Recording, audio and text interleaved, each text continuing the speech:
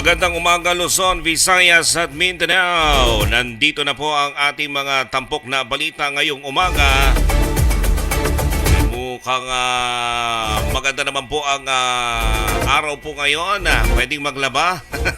Kahapon po medyo umambon. Aras natin 29 na minuto. Makalipas po ng alas 7 ng umaga. Batiin muna natin ang magandang umaga lahat po ng mga naka-tune in po sa atin ngayon sa kanilang kabahayan. Magandang morning po sa inyo. Masantos, Siakabosan at kayo namin sa lahat ng mga Pangasinan. Naibag kanyayo amin sa mga Ilocano, tama ba? Naibag kanyayo amin. O, tama naman eh. Sa mga Kapampangan naman, maayapayabag kanyayo. Mga taga Zamboanga, mga Chabacano, buenos dias! Yun! Good morning! Sa mga nakikinig po dyan sa Calabarzon, magandang umaga po sa lahat. Sa Pampanga, magandang umaga. Laguna, hello, good morning. At dyan po sa Kamaynilaan, nakikinig po dyan sa Calasiao. Kay Kuya Marlon Frenesa, magandang umaga. Good morning. Yan po sa may Santo Tomas. Good morning po kay Serviliano Muyon. Dito po sa Barangay Bicol sa Abulencia family. Yan, magandang umaga kila Ate Bing, Kuya Jerome, Kuya Jonathan, Jessie, Jenny. Ayan, magandang umaga po sa inyo. Likewise kay Kapitan dito po sa Barangay Bani. Hello! Kapitan Bautista, magandang umaga po sa inyo. Kagawad Virgilio, magandang umaga. Bati na rin po natin ang kapitan po natin dyan sa may Kuliling, San Carlos City. Magandang umaga po. Nakalimutan ko yung kapitan. Di Guzman family, magandang umaga po sa inyo. Yan po sa may Malasike, magandang umaga po kay Mayor Heslani at kay Vice Mayor Alfie Soriano. Dito po sa bayan naman po ng Bautista, magandang umaga po kay Vice Mayor Rosemary Gakutan. Maraming salamat sa lahat po ng nakikinig po dyan. At narito na po ang mga maiinit at mga talagang umatikabong balita ngayong umaga. Ibibigay po natin sa inyo mga balita po mula po Visayas, Luzon, Visayas, Mindanao. At narito na po ang mga detalye ng ating mga balita. Sa pagpasok sa aircraft o airspace ng bansa, Pinas, kinakasa na po ang diplomatic protest laban sa China. Sa tumaas na kaso ng leptospirosis, meron pong isusulong na vaccine ng DOH, Philippine Airports Authority, nakapagtanim ng 12.3 million po na puno. Death penalty sa kasong rape ay isinusulong po ni Robin Padilla. Presidential citation sa iba pang atleta. Pangulong Marcos igagawad Presidential Medal of Merit kay Yulo.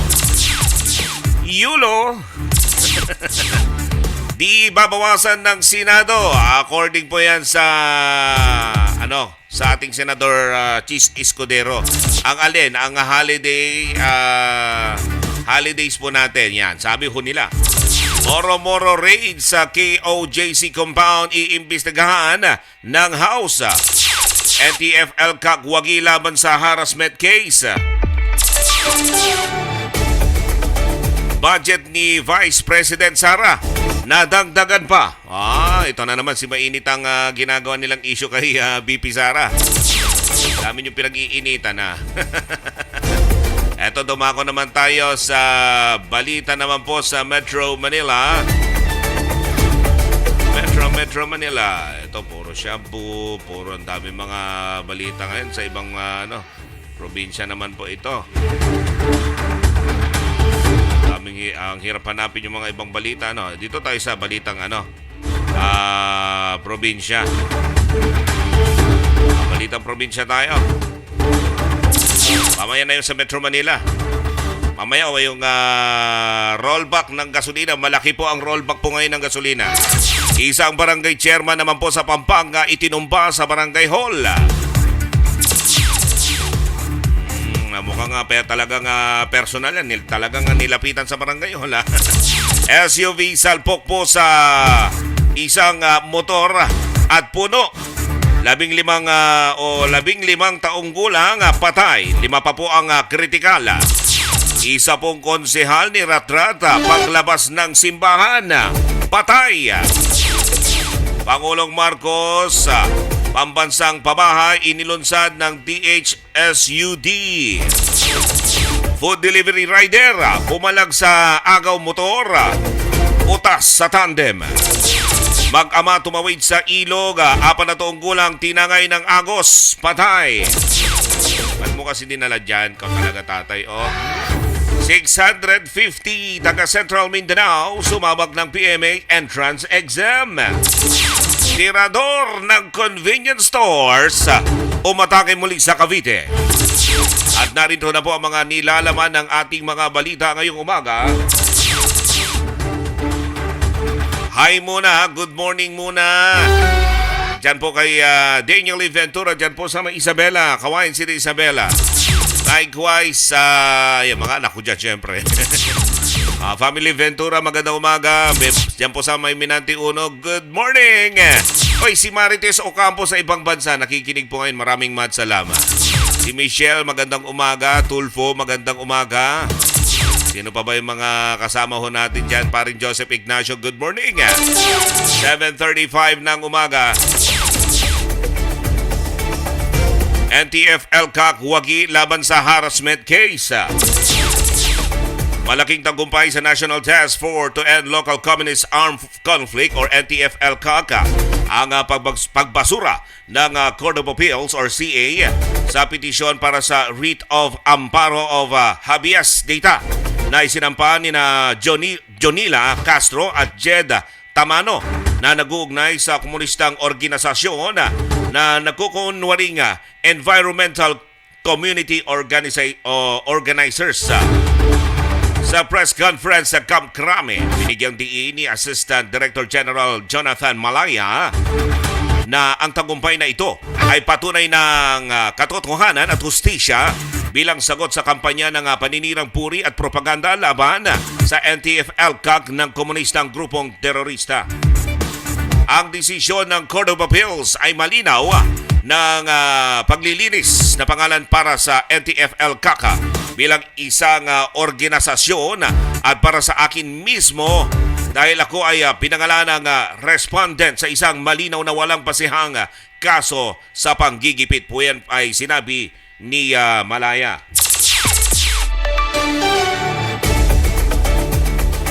Samantala, tinanggihan ng korte ang mga petisyon dahil sa kawalan ng substantial evidence. Ayon sa 55 pahinang desisyon na may petsang Agosto 2, taong kasalukuyan, nabigo ang mga petitioner na patunayan ang pagkakaroon ng isang nagbabantang o patuloy na panganib sa kanilang mga karapatan sa buhay, kalayaan at seguridad na kinakailangan upang maglabas ng writ of amparo. Pinasalamatan din ni Undersecretary Ernesto Torres Jr., ang Executive Director ng NTF-ELCAC National Secretariat, ang Legal Cooperation Cluster na pinamumunuan ng Office of the Solicitor General para sa pagtiyak ng tagumpay na ito laban sa mga ahente ng teroristang CPP, NPA, NDF. Samantala, dumako naman tayo ngayon sa ibang balita. 7:38 na ang umaga. Baka may mga nagmamadali dyan na palabas ng bahay. Lalo na yung mga papasok ng eskwelahan, papasok sa kanilang trabaho. Hello po, magandang umaga po sa inyo. O ito po, isa hong silosang misis binuga ng mister na pulis. Dinadaan sa init ng ulo, dinadaan sa dahil siya ay may baril. Yan ang problema dyan. Isang 47 anyos na misis ang nasa critical na kondisyon. Ito matapos po barilin sa ulo ng kanyang mister na pulis. Ito po ay naganap noong linggo ng gabi sa Quezon City. Patuloy na inoobserbahan sa Quezon City General Hospital ang biktima na si alias Analiza, 47 anyos na barangay Bangong Pag-asa, Quezon City. Nasa kustodya na ng Talipapa Police Station ang sospek na pulis na may bagong ranggong sarhento at nakatalaga sa Manila Police District or MPD, Tubong Ilocos Sur at nakatira sa Macaba Compound, Upper Banlat, Barangay Tandang Sora, Quezon City. Batay sa report ng Quezon City Police District Criminal Investigation and Detection Unit or QCPD CIDGU, naganap ang insidente dakong alas 8:30 ng gabi sa bahay ng ama ng suspect sa barangay Bagong Baga sa Quezon City. Nabatid na nagdiriwan ng karawan ng ama ng pulis kung saan bisita ang mag-asawa. Nabatid na sa gitna ng kasiyahan ay may nabasang text message ang biktima sa cellphone umano ng suspect. Dito umano kinumpronta ng misis ang mister na humantong sa mainitang pagtatalo hanggang sa barilin ng pulis ang kanyang misis. Naku, delikado yan. Pag mainit po ang ulo, wag pong ilalagay ho sa dahas, ha? Kung ano ang nadadampot, sige, ihahampas. O ibabaril, katulad na lang yan, porket may baril, ano? Nabatid na sa gitna ng kasiyahan. Ayun, dito umano kinumpronta ng misis ang mister ng mantong sa mainitang pagtatalo hanggang sa nabaril niya po ang kanyang misis. Inihahanda na po ang kasong isasampa laban sa suspect. Ayan ang paalaala po sa mga maiinitin ng ulo. Huwag pong idaan po sa dahas. Pwede mong idibanda, pwede kang maghiwalay muna. Hindi mo maghiwalay na kundi yung emotion nyo muna medyo mataas yan eh. Medyo kalma muna. Tapos saka ho tayo mag-usap kapag medyo kalmado na ang mga utak natin. Barangay mo muna. Kaya tapos sunod mo dyan, ipapulis mo. Ipapulis mo yung pulis, ha? Asawa niyang pulis eh. 19 na minuto bago mag-alas 8 ng umaga. Big time rollback po ngayon sa petrolyo. Petrolyo po, lalarga po ngayong araw.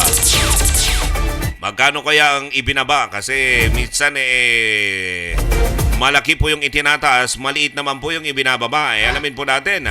2 piso po kada litro ang ibababa ng gasolina at kerosene ngayong araw po ng Martes. Habang higit naman po sa piso naman sa kada litro ng diesel. Higit po sa piso sa diesel, ha? Arangkada na ngayong araw ang big time rollback price ng mga kumpanya ng langis.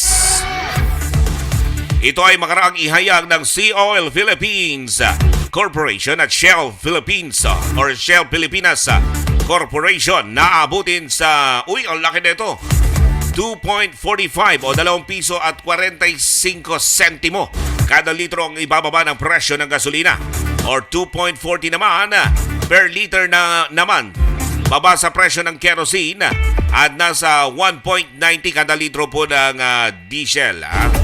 Ang ibabawas po sa diesel, 1.90. Okay, halos 2 piso rin yung naibawas sa diesel po natin. Ipapatupad din ito ng mga kumpanyang Clean Fuel at Petrogas ang ganitong presyo maliban sa kerosene.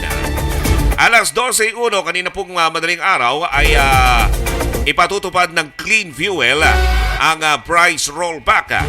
Samantalang alas 6 ng umaga ang simula ng bawas presyo ng produktong petrolyo ng Sea Oil, Shell at Petrogas. Wala na mga abiso ang ibang oil companies kung magpapatupad sila ng ganitong bawas sa presyo ng produktong petrolyo. Ang oil price adjustment ay dulot ng epekto ng galaw ng presyohan ng 4 na araw na bentahan ng oil products sa merkado. Wow! Sana dire-diretso na yan, ha?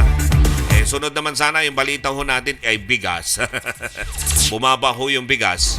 At least sa pagbabiyahe ho natin ng mga pagkain, mga kalakal po natin, hindi na tayo masyado mahihirapan. Malaking kabawasan. Malaki hong bagay po yan. Imbis na panggasolina mo, pagkain na pwede na. 7:43 na umaga. Sa pagpapatuloy po ng ating mga balita, eto po. Magandang umaga muna dyan sa may San Carlos po ulit. Family Ferrer, magandang umaga po sa inyo. At 300 Quezon citizen, Q-citizen na nabinipisyuhan ng Sari-Sari Store package ni Mayor Joy. Aba, malalaman po natin ang balitang yan ngayon. Umaabot na po sa 300 residente ng Quezon City ang tumanggap ng Sari-Sari Store package mula sa proyektong Tindahan ni Ate Joy. Wow! Sa Quezon City Mayor Joy Belmonte sa isang simpleng seremonya sa Quezon City Hall compound. Ang mga tumanggap ng pangkabuhayan package ay mga solo parents. Mga biktima. Oy, solo parents ako. Nandito ako. Solo lang. mga biktima ng pang-aabuso at karahasan. Nakalayang persons deprived of liberty. Nakalaya na ako dito pero uwi rin ako sa misis ko. And persons with disabilities. Ito po yung mga binibigyan talaga ni Mayor Belmonte, yung mga PWD, PDL, at yung mga single mom, single parent. Pwede rin naman, single tatay, pwede yung ganun. Ang tindahan ni Ate Joy o TNJ na isang Socio-Economic Support Program ay layong matulungan na maiangat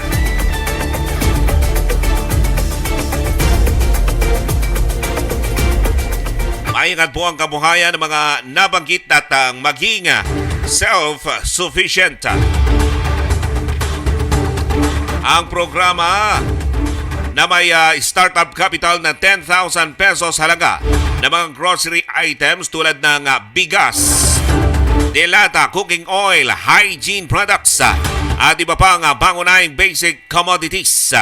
Ang programa ay sinimulan noong 2013 at mula noon hanggang nitong taong 2023 ay nakapagbigay na ang programa ng Sari-Sari Store Package. Sari-Sari Store Package sa may 5,733 na residente sa lungsod. Kasama dito ang mga homebound mothers, unemployed solo parents, survivors na mga karahasan at pang-aabuso, released persons deprived of liberty o yung mga nakalaya, persons with disabilities or PWD, at ina ng mga PWD child. Mabuti naman at mayroong mga panukalang ganyan at may mga nagagawang ganyan sa mga single parents. Meron naman akong mga ganyan sa Isabela, yung mga bahay na hindi simentado yung sahig lang, kahit sahig lang, ay pinasesemento ng isang mayor dyan dati. Hindi ko na mababanggit kung sinong mayor yan. Ay, sana naman may mga ganong style dito. Pabubong, libreng pabubong, patayo ka na ng poste. Dumako naman tayo sa ibang balita. Birthday party. Aba, grabe to ni Rat-Rat. Celebrant po. At isa pa, patay. Nakaw. Alamin po natin ang balitang yan ngayon.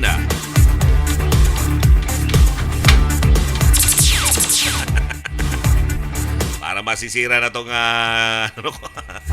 keyboard ko, ayaw makisama ko minsan. Ito na po ang balita mula po sa Metro Manila. Hindi natapos ng isang lalaki ang pagdiriwang ng kanyang karawan ng pagbabarilin siya at mapatay ng mga hindi pa nakikilalang sospek kahapon na madaling araw sa Caloocan City. Dead on the spot ang mga biktima sina Jose Enrico Madriaga, 25 anyos at residente po ng barangay 176 Caloocan City, at ang kaibigan nitong si Leonard Nogal, 25 anyos ng naturang barangay. Doon din sa barangay na yon dahil sa tama ng mga bala ng baril sa ulo. Sugatan naman si James Richard, 24 anyos, alias Tibo. Agad namang naaresto ang suspect na si Carlos Chavez, 24 anyos, isang pintor sa isinasagawang follow-up operation ng mga pulis. Nabati na nangyari ang pamamaril dakong 1:00 na madaling araw sa bahay ng biktimang si Madriaga. Batay sa pagsisiyasat ng Caloocan City Police Substation 13, nagdiriwang ng kanyang birthday si Madriaga kasama mga kaibigan at nagiinuman sa loob ng kanyang bahay noong pumasok ang sospek at pagbabarilin ng mga biktima. Nang makitang naliligo na sa dugo ang mga biktima, mabilis na tumakas si Chavez, dala ang ginamit na baril. lumilitaw sa investigasyon ng Northern Police District Forensic Unit sa pangunguna ni Police Sergeant Staff Master Sergeant Salvador Labarino na 5 basyo ng caliber 45 ang nakuha sa crime scene. Bagamat nahuli ang suspect, hindi naman nabawi ang ginamit nitong baril. Inihahanda na ang kasong laban sa suspect. Inaalam pa rin ang motibo sa isinagawang pamamaril sa mga biktima. Di kaya ito ay love triangle o tampuhan ng mga tropa-tropa, hindi nakainom, hindi nakakuha ng pulutan. Ay nako, dahil sa mga init ng ulo, kung ano-anong nagagawa natin nakakakatulan, nakakapanakit, nakakapatay tuloy, ha? Ganda-ganda ng araw, it's just a bad day. Always keep it. If ever na there will be a problem, it will only pass you by, di ba? Dadaan lang yan sa inyo. Then later on, tomorrow, wala na po yan. Samantala, sa ibang balita naman sa Metro Manila, kilos protesta ng Manibela nagsimula na. Alamin po natin ang balitang yan ngayon. Sinimulan na kahapon ng Transport Group ng Manibela ang 3 araw na nationwide protest upang tutulan ang Public Transport Modernization Program or PTMP na dating kilala sa tawag na Public Utility Vehicle Modernization Program or PUVMP. Ito'y bilang tugon sa desisyon ng Pangulong Ferdinand Marcos Jr. na ibasura ang resolusyon ng Senado na nagre-rekomenda sa pansamantalang suspensyon ng naturang programa. Nabatid na nagdaos ang Manibela ng protesta sa Monumento Circle sa Caloocan City. Talagang binasura, parang binasura ang, ulitin ko lang, ibinasura po ang resolusyon ng Senado na nagre-rekomenda ng pansamantalang suspension. So talagang hindi na suspension yung pansamantalang suspension doon sa batas. Talagang dineclare na talaga para wala nang makulit. Tatapang na desisyon, Gayon din sa estratehikong lugar sa Maynila, Quezon City, sa Pasig City, Caloocan City, sa Metro Manila, gayon din sa ilang bahagi ng Cavite, Bulacan, Pangasinan at Iloilo. Ay, wala na daw suspension. So ang jeep, parang talagang mababali, wala na yung mga jeep. Kawawa naman yung mga pampasadang jeep, Pero till they get caught, hindi wala pa pag nahuli ba ay may multa. Mayroong multa, pero dito kasi syempre lahat to tayo mabait, magbibigyan yung mga yan. Kawawa kasi sila, di ba? Naghahanap buhay. Tiniyak din naman ng grupo na tuloy ang pagdaraos nila ng 3 araw na tigil pasada mula po Agosto 14 hanggang 16.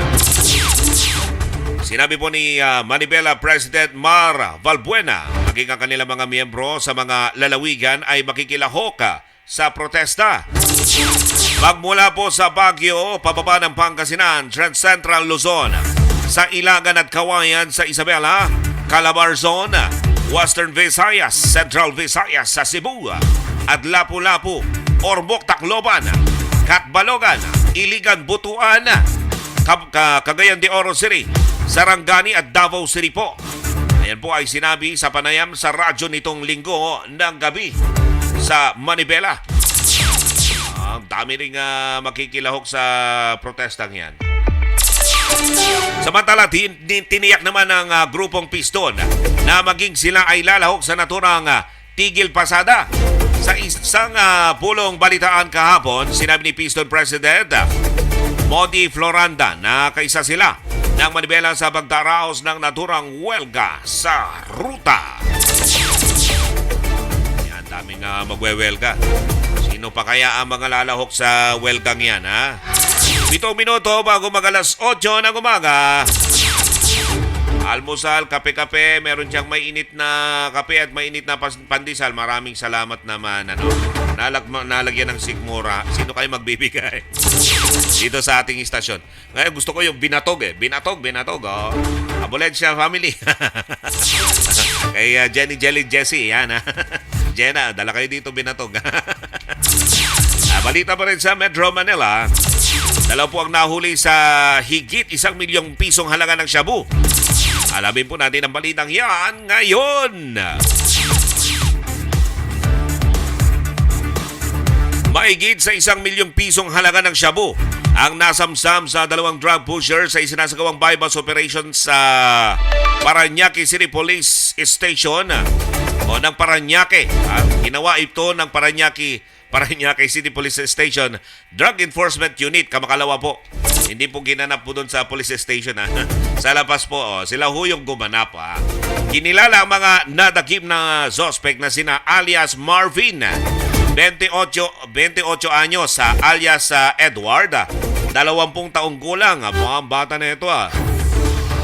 Sa ulan ng takong alas 11:40 ng umaga, isinagawa ang operasyon sa barangay San Dionisio, Parañaque City. Nasamsam sa mga ito ang nasa 150 gramo na hininalang shabu. Nakatumbas po ng 1,220,000 piso. Samantala, pinagmalaki naman ni Southern Police District SPD Director Police Brigade General Leon Victor Rosete na nasa 80 katao na po ang nalambad ng kanyang mga tauhan sa ika-27 warrant day operation sa loob ng isang araw lamang. Kinabibilangan ito ng 10 katao na nabibilang sa top most wanted persons. 31 individual sa most wanted persons. At 39 naman na ang other wanted persons. Iniulat din ni Rosete na umaabot na sa 3 million. Tama ba ito? 3,385,412.40 pesos ang halaga ng illegal na droga ang nasamsam sa isang linggong anti-criminality operations simula Agosto 5 hanggang Agosto 11. Na umabot po yan sa kabuoang 478.64 na gramo ng shabu. 12.70 naman ng gramo ng marijuana at 76 na tableta ng ecstasy. Ito yung yung parang tableta tableta nga nakalagay sa blister. Tapos sasayaw ka ng ecstasy. Chiki cham cham. Kasi minsan nakita ko yan sa Baguio. Never ko kasi nakapag-take ng ganyan. Ayoko namang di sumubok. Mahal ko ang buhay ko. Ayan. At syempre tayo ay isa sa mga kasama tayo sa mga force multiplier na dumudurog, humahanap ng nagmo-monitor kung sino yung mga gumagamit dyan. Nako, lagot kayo sa amin. Eto sa ibang naman balita. Parang nabasa ko na to. Mga nagrally laban sa construction ng bagong Pasig City Hall hinarap ni Mayor Vico. Malupit si Mayor Vico, hinarap niya. Alamin po natin yung balitang yan ngayon.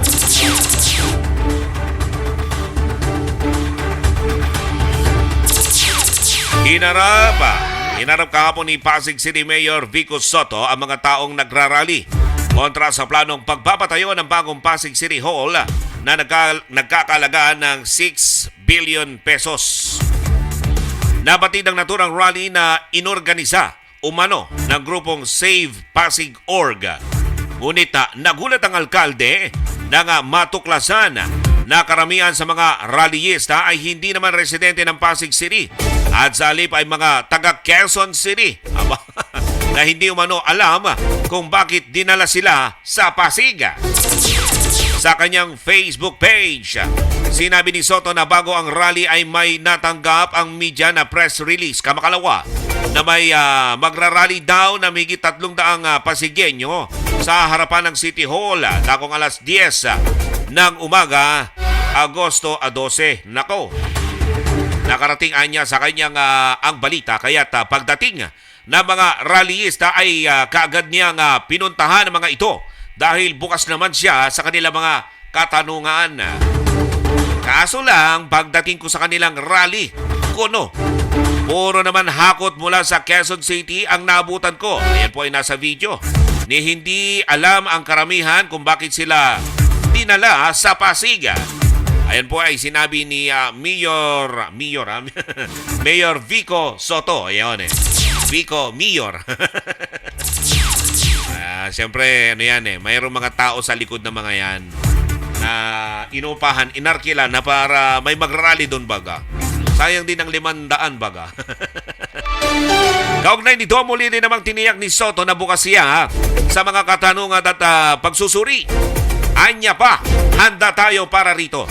Dahil ang ginagawa natin ay napag-isipan ng maigi, maganda, kailangan para sa kinabukasan ng lungsod at transparent ang proseso. Dagdag pa niya, okay lang ang katanungan pero sawa na tayo sa dirty tactics. Lumalabas sa investigasyon na pinahakot sila ng isang political group dito. Ayun Sinasabi ko na may tao dyan sa likod Sino ba yung nasa likod niyan? Lumabas ka dyan, huwag kang umihi dyan sa likod. Siniguro rin namin naman ng alkalde na patuloy lang siyang magtatrabaho. Ngunit kailangan din naman anyang paminsan-minsan ay mabunyag ang mga ganitong dirty tactics. Samantala sa isyu naman ng bagong City Hall, sinabi ni Soto na asahan ng magiging available sa publiko ang detailed cost nito kapag naisa pinal na ang desisyon at build modality.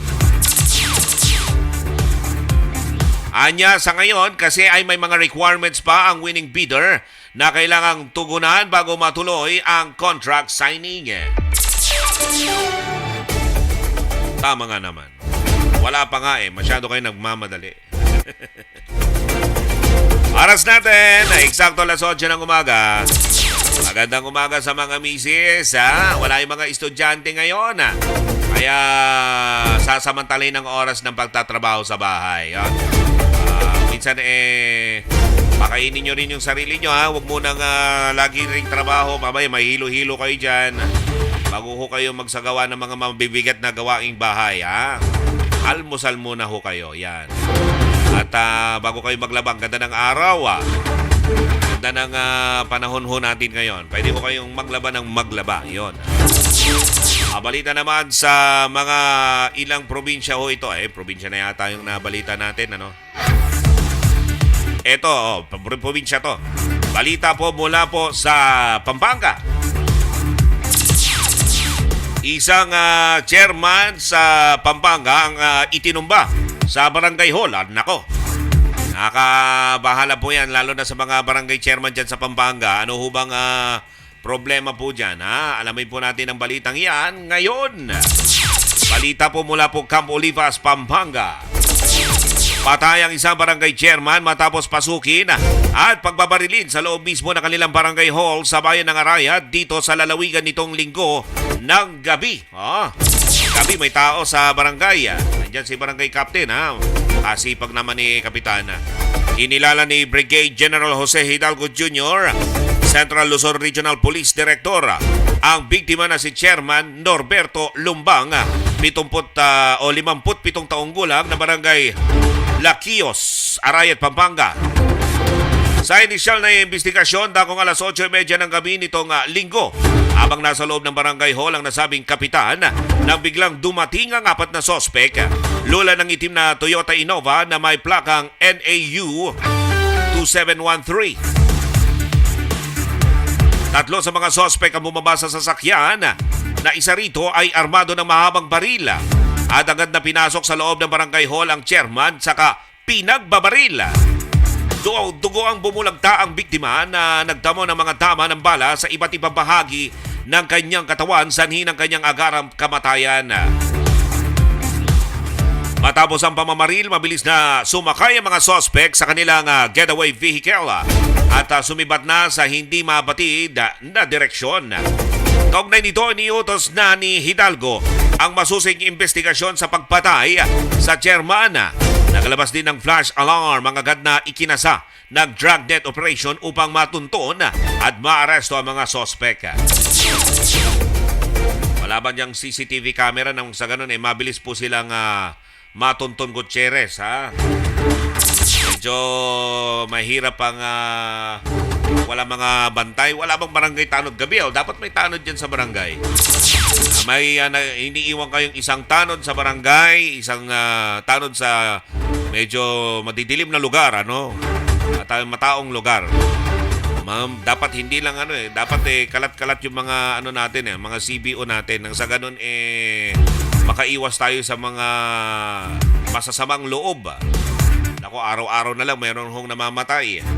4 na minuto makalipas po ng alas 8 po ng umaga. Ito na po ang isa pang balita. Isa pong SUV at motor ay sumalpok sa puno. At 5 taong gulang po patay at 5 po ang kritikal. Alamin po natin ang balitang yan ngayon. Balita po mula po Naga City, Camarines Sur. Isang binatilyo ang nasawi habang 5 pa ang kritikal na isinugod sa pagamutan matapos bumangga sa isang motorsiklo at puno ng alkala o akasya. Ang isang SUV sa kahabaan ng Maharlika National Highway sa Barangay Concepcion Grande, Naga City. Dito po yan sa Camarines Sur. Kamakalawa po ng madaling araw. Kinilala lamang ang nasawi sa pangalang John, 15 taong gulang, residente ng Barangay Pakol ng naturang lungsod, habang patuloy na nilalabatan ng lunas at inoobserbahan ng mga kasama nito na sina alias James, 21 anyos, ng Barangay San Felipe, alias Antonio naman, 17 anyos, ng Barangay Peña Francia, at alias Isaiah, 18 anyos, driver ng SUV Mitsubishi Montero na sangkot sa aksidente. Residente rin ng Barangay Kararayan. Sugatan din isinugod sa pagamutan ang nabagang motorcycle rider na si alias John Ray, 32 years old, at residente ng Barangay Tamban, Tinambak, Camarines Sur. Sa ulat dagong alas 2:22 ng madaling araw, mabilis na binabagtas ng Mitsubishi Montero Sports na may plakang WOC 657 na minamaneo ni Isaiah ang kahabaan ng highway nang mabundol nito ang sinusundang motorsiklo ni John Ray. Dahilan para sumemplang sa kalsada ang rider. Nawala na ng kontrol ang sa minamaneong SUV si Isaiah at dumiretso itong sumalpok sa puno ng akasya sa tabi ng kalsada. Mabilis na isinugod ng ambulansya ang dugo ang mga biktima na sa Naga City Hospital at Bicol Medical Center. Pero hindi na umabot ng buhay ang nasabing driver ng SUV. Nataranta ito. Baka hindi kayo minsan nakakalimutan na nilang magsuot ng ng seat belt. Kasi nasa probinsya minsan ganyan Dapat kahit nasa probinsya man, lalo na pag nakainom, marami kayo, mag seat belt po kayo. Hindi naman natin hinihiling na madisgrasya. Pero once na may mangyaring masama, di magandang aksidente bigla na dumarating talaga yan. Lalo pag madaling araw, madalas inaantok ang driver, dumarating talaga sa puntong ganyan. Pag nabangga ho kayo, talagang pag naka-seatbelt po kayo, safe po kayo. Hindi ho kayo masyadong mababalabag. Mababalibag po dyan. Hindi kayo masyadong mare-wrestling kumbaga. Siya, dumako naman tayo sa ibang balita. Ito sa holiday daw natin, sabi ni Cheese Escudero, siguro yung Christmas bonus ay hindi raw babawasan. Sabi ni Senator Cheese. Say cheese, dadagdagan daw niya ng cheese. 8 minuto makalipas po ng alas 8 ng umaga. Siyempre masaya lang ho tayo ngayong umaga dahil maaliwalas ang panahon. Yan. Buhay na buhay. Nilinaw ni Senate President Francis Cheese Escudero na walang intensyon ng Senado na bawasan ang kasalukuyang bilang ng mga holidays. Holidays babawasan. Oo, kasi yung iba, nabaliwala na yung mga holidays. Hindi na sineselebrate. Sinabi ni Escudero na sa kasalukuyan ay mayroong 23 hanggang 25 local at national holidays 21 dito ang national holidays at 2 rin hanggang 3 municipal at provincial holidays. Sa national, 21. Okay. Remember, there are 21 national holidays. There's at least 1 holidays per municipality and we're granting holidays in provinces na wala pang mga holiday. Pero kung meron na, huwag nang dagdagan pa. Yan po ay sinabi ni Escudero. Kasi may celebration sa ibang lugar na sila na lang nagdidikta. Walang issue sa holidays. Ang pulisya ng Senado, huwag nang dagdagan yung mga holiday natin ngayong dahil sa sobrang dami na po. Pero wala kaming balak bawasan, sabi ni Escudero. Inasahang aprobahan ng Senado ang 3 panukala na nagdedeklara ng holiday sa 3 lalawigan. We're granting holidays in provinces that don't have a holiday yet. Pero kapag meron na, huwag na ngang dagdagan pa. Sa araw na ito, 3 ang naaaprobahan namin na bill na naglalayong magkaroon ng holiday sa 3 probinsya.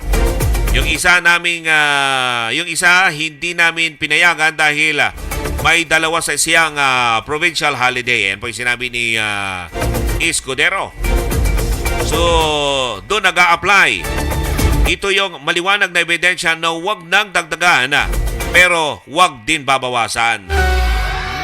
Tapos idagdag mo pa yung holiday economics na kapag may na-sandwich, may naipit, idedeklara ng presidenteng holiday pa. Iyon po ay sinabi ni Senator Cheese Escudero, ang presidente po ng Senado.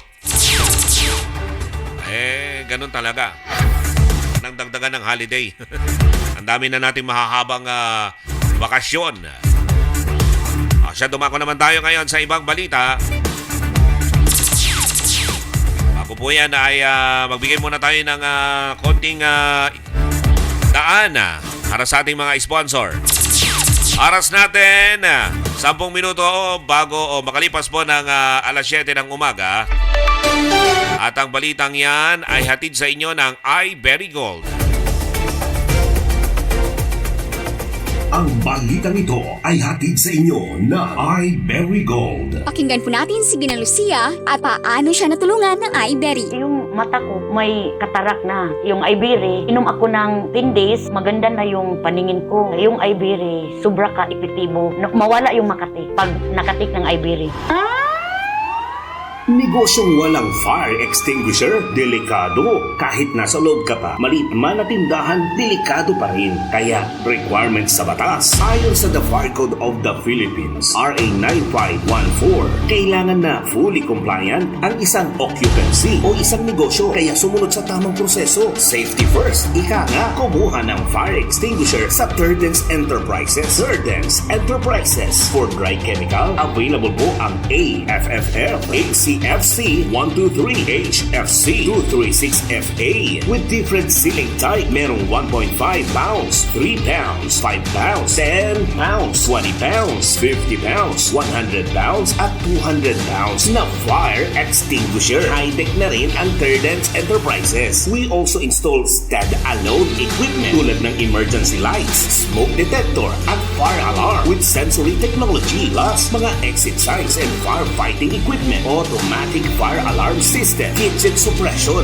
FM200, contractor and installer of fire detection alarm system ang Turdens Enterprises. Tandaan po natin na obligasyon ng isang negosyante na mag-fully compliant sa fire safety inspection. Ligtas ang may alam, hatid sa inyo ng Turdens Enterprises. Get ready na mga chong! Tumayo na kayo para magka-jowa! Tama ang narinig mo! Jowa! Jowa! Yo! Korean Surplus! Mga heavy-duty signature brands! Mga magaganda talagang surplus! Ang maraming makikita mo dito sa alabudegang laki ng Jowa Yo! Jowa Yo!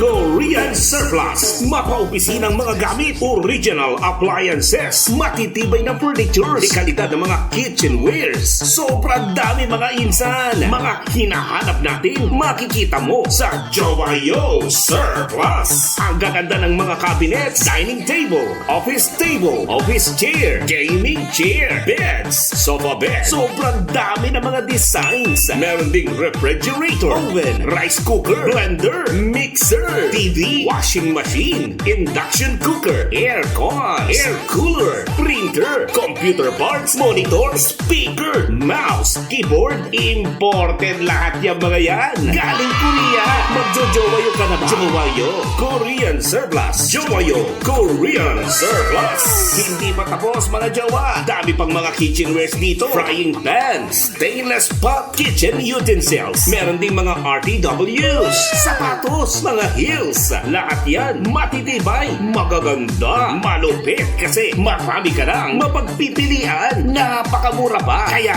lusog na along Barangay Malimpag Road, Bayambang. Malapit lang sa Silver Concha Resort. Bisitahin ang aming FB page sa Jowayo Korean Surplus. Pwede kaming tawagan sa 0936-677-5211. Sa Jowayo Korean Surplus, the best quality and affordable surplus.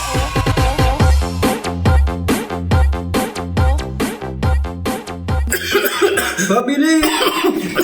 Pabili nga ng gamot sa Gabs Pharmacy! Buti na lang may Gabs Pharmacy. Mama, ang sakit ng tiyan ko. Buti na lang may Gabs Pharmacy. Tay! Nilalagnat si Boyet! Buti na lang may Gabs Pharmacy. Ang pagtulong ay bukal sa loob at sincero. Kaya nga, may Gabs Pharmacy. Katuwang niyo po ang serbisyong tapat at bukas. Lagi sa inyo. Mura at dekalidad na mga gamot ang aming sure na ibibigay sa inyo. Asahan niyo po ang Gabs Pharmacy. Gabs Pharmacy. Alang-alang sa inyong kalusugan. Buti na lang may Gabs Pharmacy. Gabs Pharmacy and Convenience Store. Malapit lang po dito sa Magsaysay Street, Bayambang. Sa tapat po ng police station. Gabs Pharmacy. Buti na lang may Gabs Pharmacy. Gabs Pharmacy is member of Global Pangasinense Multipurpose Cooperative. Ang Gabs Pharmacy ay bukas 24 oras. BioHerb Alternative Healthcare Center. Ako si Mrs. Rosie Pataya ng Magsaysay Street, Bayambang, Pangasinan. Sobra po akong nahihirapan sa aking karamdaman. Masakit na masakit po ang aking tiyan at kanang tagiliran dahil meron akong gallstone. Kaya nagpa-cleansing ako ng 3 araw sa BioHerb Alternative Healthcare Center ng San Carlos City, Pangasinan. Laking pasasalamat ko sa Diyos at kay Doktora Annalyn Bala dahil magaling na po ako ngayon. Kayo po ba ay may gallstone, kidney stone, fatty liver? Mapapalabas natin yan na walang operasyon. Kung kayo din ay may diabetes, high blood pressure, masusolusyonan yan sa natural na pamamaraan. Bumisita na sa BioHerb Alternative Healthcare Center na matatagpuan sa Rojas Boulevard, San Carlos City, in front of DBB Panambag, near the Church of Jesus Christ in Latter-day Saints. For more inquiries, call or text Dr. Annalyn Balag, certified naturopath practitioner at 0999-598-6558. That's 0999-598-6558. BioHerb Alternative Healthcare Center. Open from Monday to Thursday from 8 a.m. to 5 p.m. and Friday from 8 a.m. to 2 p.m. Oras natin sa buong Pilipinas, 17 minuto makalipas po ng alas 8 ng umaga. At sa pagbabalik ng ating mga balita, bigyan muna natin ng daan ang mga mahal nating taga-subaybay. Yung mga sinisintaho nating Kuya Gob, iyan. Sa Portisa, magandang umaga kay Ate Sheila. Magandang umaga po sa inyo. At dyan po sa may Las Vegas, nanonood po dyan. Thank you for watching, Kuya Kat Noir. Yan. Good morning. Dyan po sa Las Vegas. Shout out po sa inyo sa lahat ng mga nanonood po dyan, tsaka dyan sa Canada. At isama na rin natin batiin si Sir Marvin Marquez. Magandang morning! Sarap po dyan sa Baguio City. Talaga lang ang lamig-lamig ng kinalalagyan ni Kuya Marvin, ha? Good morning, good morning, good morning! Mga kaibigan po natin dyan sa Kawayan City, good morning! At ito, bati natin ang staff ng Jowayo Korean Surplus. Nako, kung naghahanap po kayo ng mga magagandang surplus na appliances at heavy duty, pupunta ho kayo dyan sa Jowayo Korean Surplus sa Barangay Alingan. Sa mga nanay, mga tatay, may mga hinahanap po kayo magagandang sapatos, damit, at lalo na sa mga appliances, aparador, ang gaganda, kakaiba. Kakaibang mga drawer, kasi dito very common na yung mga gamit natin, di ba? Yung mga furnitures natin. Halos pare-parehas ang design, di ba? Kapag mamimili ka na lang mga common, kumbaga generic yung mga designs. Pero dito sa Korean, subukan natin sa Jowayo Korean Surplus, kakaiba ho yung mga design po dyan. Kahit nga yung rice cooker nila, kakaiba. Kakaibang mga sangkalan, may pa. Kakaiba yung tawag dito, yung lutuan nila ng LPG. O kakaiba rin yung stove nila. Napakaganda po yun. At saka mura, oo. Yung speaker dyan na malaki, alam niyo yung binibili na speaker na payat na naka-stand. Mura lang doon, 1.5. Pag binili mo yan sa mall, mahal. Tapos, gumagana, di ba? Maganda. Hindi naman siya totally yung wasak Hindi naman siya totally yung maraming damage. Wala namang ganun katinding damage. Magaganda nga sa katunayan. At saka yung mga iba ron, karamihan doon, bago pa talaga. Galing Korea po. Subukan nyo dyan po sa Barangay Alingan. Hanapin nyo po dyan. Yung kanilang mabait na manager, mabibigyan kayo ng discount. Sabihin nyo sinabi ko. Si Ate Aubrey Rodriguez. Ma'am Aubrey, hello, good morning. Kay Ma'am Aubrey, likewise kay Jeff De Los Santos, Christine Palisok, Nerely Sarmiento, magandang umaga. Jessa May Padua, Ricardo Tolentino, Jason Frias, likewise kay Michael Frias, also to Aljun Ramos, Mirna Kayabyab, hi, ganda ni Ate Mirna, kay Marie Agbuya, hello, good morning, and kay Christy Lomabi. Staff po yan ng Jowayo Korean Surplus. Magandang morning, yan po sa sa Tardens Enterprises. Good morning po sa staff po dyan. Wala yung pangalan tuloy si Kuya. Kung naghanap po kayo ng fire extinguisher, pupunta ho kayo dyan sa Tardens. Dito ho yun sa Barangay Tambak. Kikita nyo dyan yung Tardens. Kailangan ho natin yan sa loob ng bahay. In case of emergency, lagi kayong umaalis tapos naiiwan yung mga bata. Kailangan ho natin maipractice yan. O kaya dyan sa tindahan. Mahilig kayo sa mga octopus wirings. Nako, bigla kayong magkasunog. Wag naman sana. Importante po yan. Nakita nyo naman siguro nung nagkaroon ng sunog dyan sa bayan. Yung mga ilang stores po dyan, mga sari-sari stores, mga groceries, mga ibang tindahan dyan, nasunog. Bakit po? Wala hong fire extinguisher.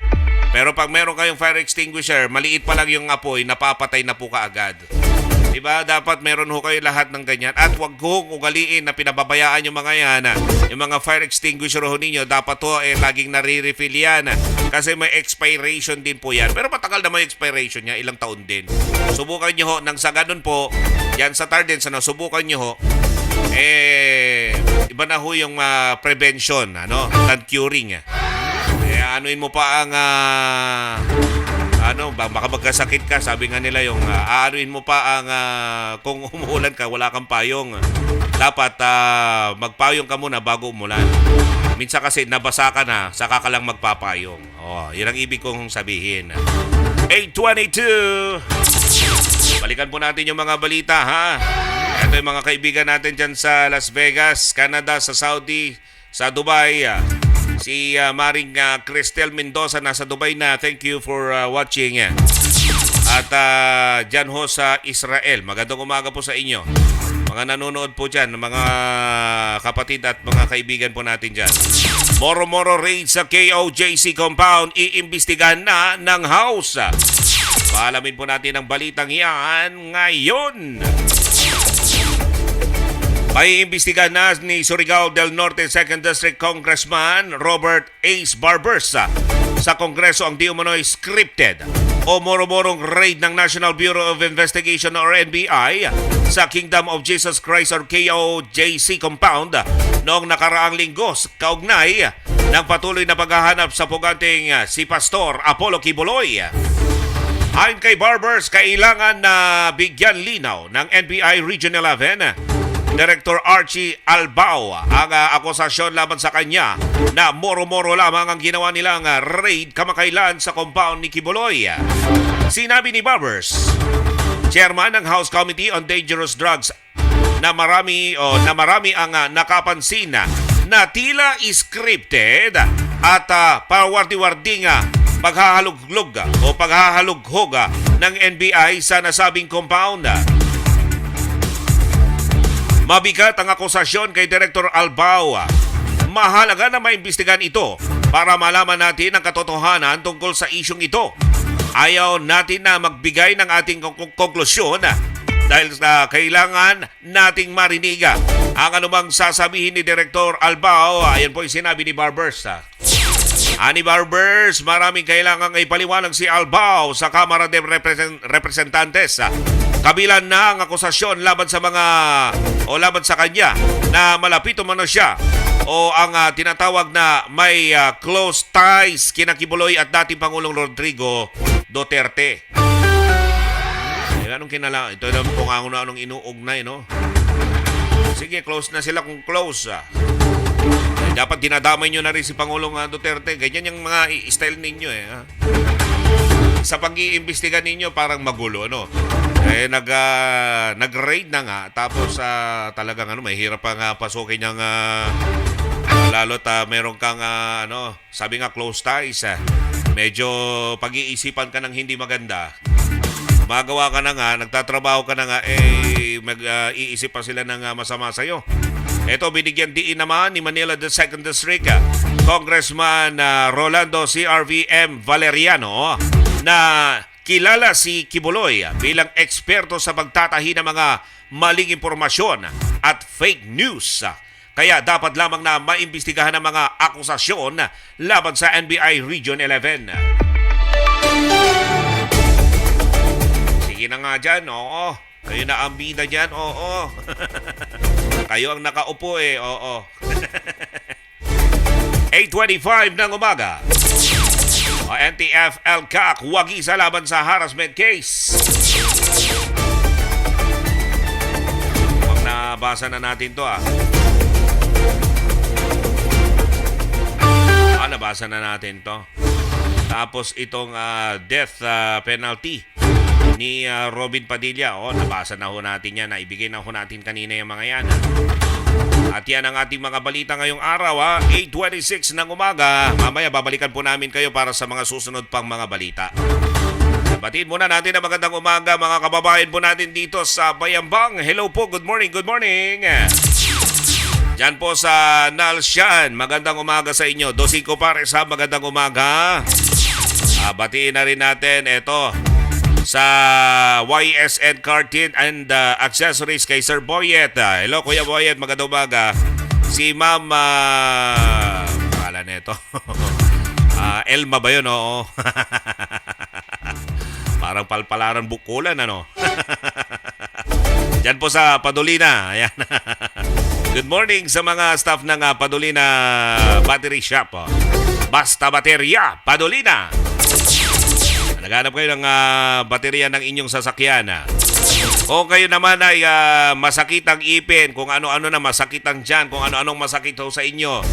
Paglabas ninyo, sarado na ang mga butika. Nako, pumunta ho kayo dyan sa Gabs Pharmacy. Dahil nandyan po ay bukas 24 oras at hindi niya po tatantanan ang may sakit. Pag-aari po yan ni Kuya Doc Gabriel, Roberto Gabriel. Magandang umaga kay Kuya Gabriel. Kuya Doc, hello, magandang morning. Kay Ate Agnes, magandang umaga. Kay Kuya Japs, Ate Agnes, magandang umaga. Thank you so much sa t-shirt. Ayun sa uniform. At magandang umaga rin sa Pog ni Orduha. Mga si musikerong palaboy, good morning. Oh, baka magtampo to eh. Sa Amos Fuel, Sir Mark Anthony Soriano, good morning. Attorney Marlon Soriano ng Rapid Day. Bukas na po ang Rapid Day Bayambang at Taloy Malasike. Meron ho tayong Rapid Day po dyan. Pinaka magaling na gumawa yan dahil computerized po ang paggawa ng sasakyan. Pag dinadiagnose yung mga problema sa sasakyan, mate-trace po yan through Rapid Day sa kanilang computerized diagnose machine. Subukan nyo po dyan. Sa mga salamin naman, pagkagawa ko kayo ng salamin sa bahay at maganda-ganda, gustuhin ninyo, pinaka-expert po rito at matagal na. At kilalang gumagawa na, matagal na po ito si Sir Arman. Kalimlim ba to? Kalimlim. Arman Glass and Aluminum Supply. Dito lang po yan sa Bayambang. Siyempre, pakikontak po sila. Hanapin nyo lang ho dyan sa Arman Glass and Aluminum Supply. Tabi po yan ng CSI. Halos makakatabi ang mga yan eh. Yan sa yung sa Tigang. Ayan, magkakatabi po yung mga yan. Tapos, batiin na rin natin si Ma'am Rowena. Yan. Hi, Ma'am Weng sa Budong Printing and Studio. Good morning. Gusto mong gumanda, punta ka sa Budong. Gusto mong magpalaba, punta ka sa Jimenez Laundry Shop. Ayan, hanapin mo si Ate Janine. Kahit wala dyan si Ate Janine, yung mga staff nila dyan, bigla kong kukunin yung labada ho ninyo. Kahit palabad nyo ngayon, mamaya kunin nyo mamayang konti. Pwede na eh. Sabihin nyo lang, tanungin nyo lang kung anong oras pwedeng kunin. Ganun sila kabilis maglaba. Kahit ano pa yan, nakikita nyo naman, umuulan-ulan. At hirap talaga magsampay sa panahon ng tag-ulan. Basa pa rin. Tapos biglang umulan, nakalimutan ho ninyo. Dali mo na lang dyan sa Jimenez Laundry Shop. Sila nang maglalaba para sa iyo para hindi ka na masyadong maabala kung may mga gagawin ka ngayong araw. Yon! Jowayo, hello! Ayan yung mga sponsors natin. Third Hands. At yan din po ang ating mga balitang nakala po ngayong araw. Baba na ho ang gasolina ngayon ng 2 piso. Mataas ang binaba ngayon, 8:30 po ng umaga. Mula po sa bulwagang pambalitaan ng 89.7 Manila Sound. Ako po, si Warren D. Guzman. Magandang umaga!